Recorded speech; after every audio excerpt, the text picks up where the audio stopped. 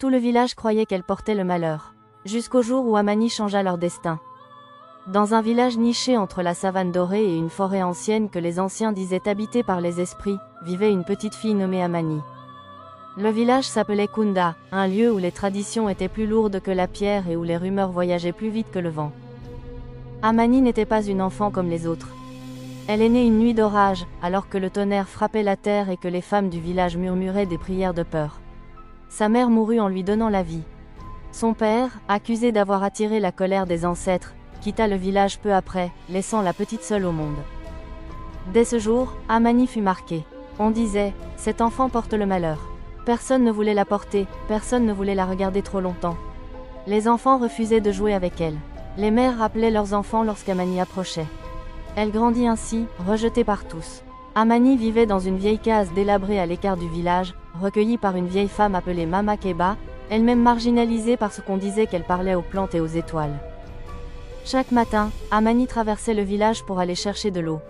Les autres enfants chantaient « Fille du malheur, fille sans mère, où tu passes, la joie se perd ». Les pierres pleuvaient parfois, les insultes aussi.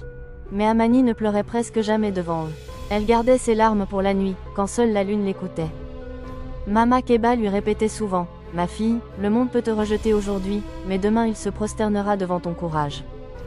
Amani ne comprenait pas encore ces mots, mais elle les gardait dans son cœur. Amani avait un don étrange. Elle comprenait la nature. Elle savait quand la pluie allait tomber, simplement en écoutant le chant des oiseaux. Elle savait quelles plantes guérissaient les blessures, lesquelles calmaient la fièvre, lesquelles redonnaient des forces. Pendant que les autres enfants jouaient, Amani observait, apprenait, mémorisait. Un jour, Mama Keba tomba gravement malade. Amani, alors âgée de 13 ans, partit seule dans la forêt interdite, celle où personne n'osait entrer.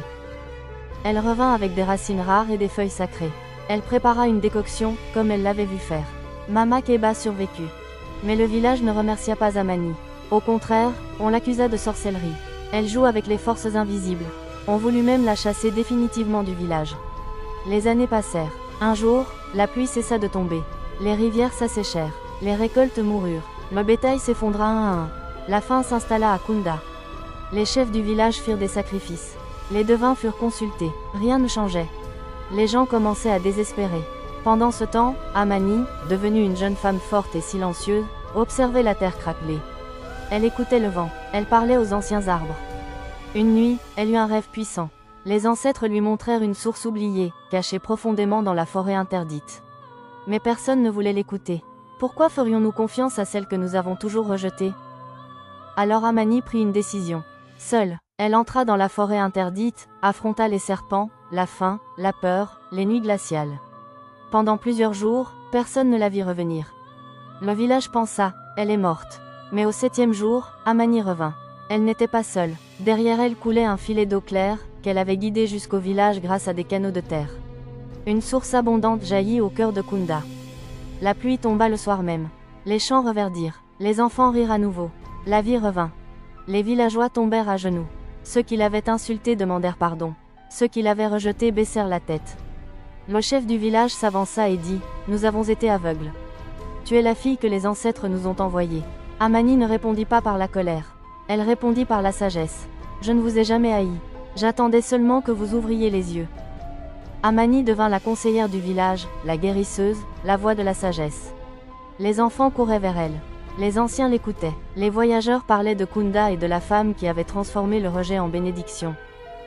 On l'appelait désormais Amani, la fille rejetée devenue pilier du village. Et Mama Keba, souriante, murmura un jour « Tu vois, ma fille. Le respect arrive toujours à ceux qui n'abandonnent pas leur lumière. Ceux que tu repousses aujourd'hui peuvent être ceux qui sauveront ton monde demain. » Alors, quelle leçon retiens-tu de cette histoire? Partage ta compréhension en commentaire et abonne-toi pour d'autres histoires inspirantes.